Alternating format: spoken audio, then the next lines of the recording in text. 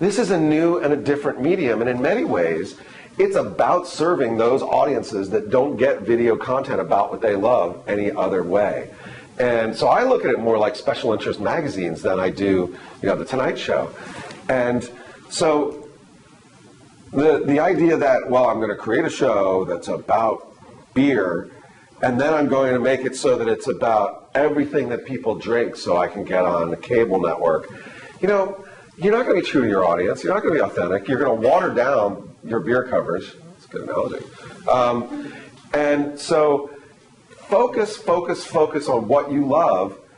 And the way to build that audience is now get it in front of everybody who loves that thing. So the way to broaden your audience is to get it in front of everybody who loves the thing that you're covering. So, and I'll give you some ways that I think are important to do that. So create the show about what you love, make sure your people know it really well, but then go after the distribution sources to reach that audience. And for example, I will, if you go to my blog later today, and I also blog for Jack Myers, who's a guy here in New York who's really plugged in the ad world and has been for 50, 100 years. And I wrote a column today that's about, YouTube, everything else is just noise. And really, what that means is these other platforms are great, a great way to build an audience, but if you're starting out, start with YouTube. Because, let's say, I'll give you this out, 43% of all videos viewed online come from YouTube. The next biggest one is under 4%. That's AOL or MSN, I forget which. That's 10 times more. 75% of the people who watched online video in July watched video on YouTube. Let's see.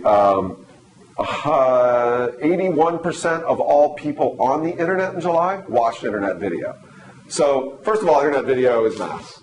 Second of all, that mass is going to YouTube. Third, YouTube, you can find your audience and build it, and if you work at it, to really build your audience out. So, traditional search engines, YouTube is the #2 search engine, by the way. So it's smaller than Google, but it's bigger than Yahoo. Search engines, they have this algorithm, and they look at your content, and they look at your words, and who you link to. Google, that's Google. YouTube, they don't know what's in your video, because YouTube can't parse video. So how do they figure out what a video is about? Headlines, decks, comments, keywords, favorites, ratings, friends that you have. So the way to success on YouTube is, first of all, make great videos about what you love. Go find other people who are making great videos about what you love. Start commenting on their video. Become their friends. Ask them to subscribe. Put the right keywords in. And optimize for search terms. It's a lot easier on YouTube. And so, to me, don't change what you're doing. If you love it and you're doing it and it's working, don't try to broaden it by broadening the content. Broaden it by go after the audience where they are. Question for you. You said YouTube. You're right. From a volume perspective, you're going to have a heck of a lot more views on YouTube. But I've looked at Facebook, and the level of engagement with Facebook, if you're a brand for a particular video, that say you may have more potential, some more views on YouTube. But the number of comments and engagement for people who really are after seem to be on Facebook. Well, it depends on what you're looking for. I mean, how many people are Facebook, the video world is, more constrained to people, and it's more permission-based. So, if you want to create a fan base on Facebook and reach 1,000 or 2,000 people or something like that and get them really engaged, that can work. But if you're trying to build an audience and find an audience, and you can build an engaged audience on YouTube. But,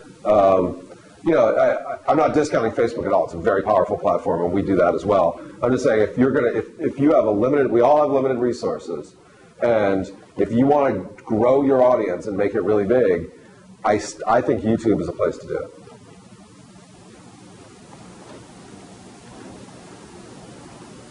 Kind of out of left field, what do you think about the Jay Leno going into on the broadcast? In the prime time? Yeah. It's brilliant.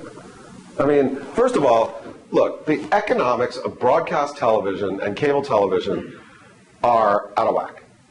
The fact that it costs $2 million to produce a half hour of television, and they barely make money at it when everyone watches it and watches 8 minutes of ads and 22 minutes of content.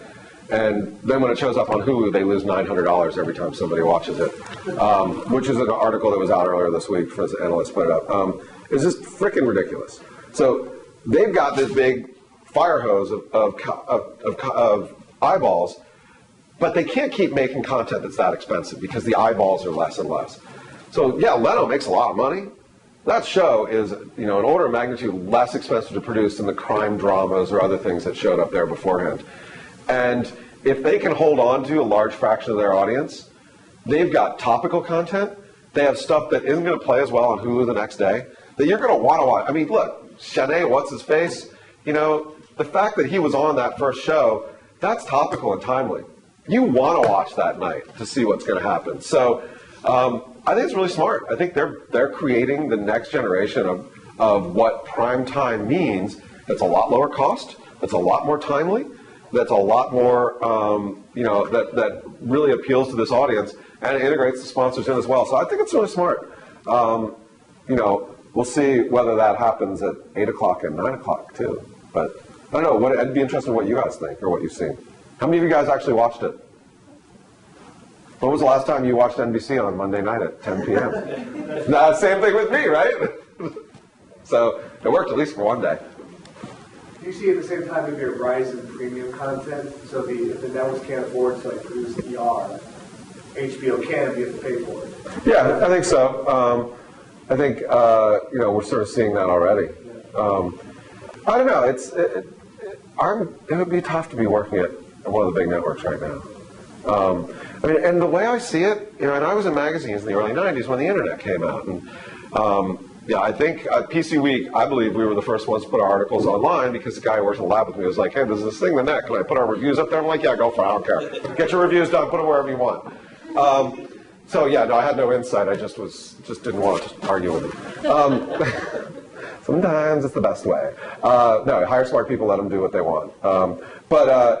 I would sit in those meetings in the mid-'90s with these guys in the magazine side. They're like, "How can you put our stories on the internet? We get like 10 cents with a banner. We get $40,000 every time we put a page here. We're losing money every time someone reads over there." And I'm like, "Yeah, but that's what the audience is." So you know what happened over time. All those magazines are gone, and the audience is still there, but reads online. Well, I've been in meetings with folks, some of the top salespeople at some of the top networks, and they say the same thing. It's like, Hulu? How can we put our shows on Hulu? We get 2 ads every half hour. I get 16 ads every half hour over here. I lose money every time someone watches here, and yet they do it because that's where the audience is. So the changes that the print world has gone through over the last 10 or 15 years, I believe television is just the beginning of that. And is it going to be exactly the same? No. Because actually, television is much more star power driven, and I thought we would see a total recasting of the whole Hollywood star power thing. That hasn't happened. People still love their stars. When Whitney Houston shows up on Oprah, you got to watch. There is no Whitney Houston or Oprah in newspapers and magazines. Walt Mossberg may think there is, but there isn't.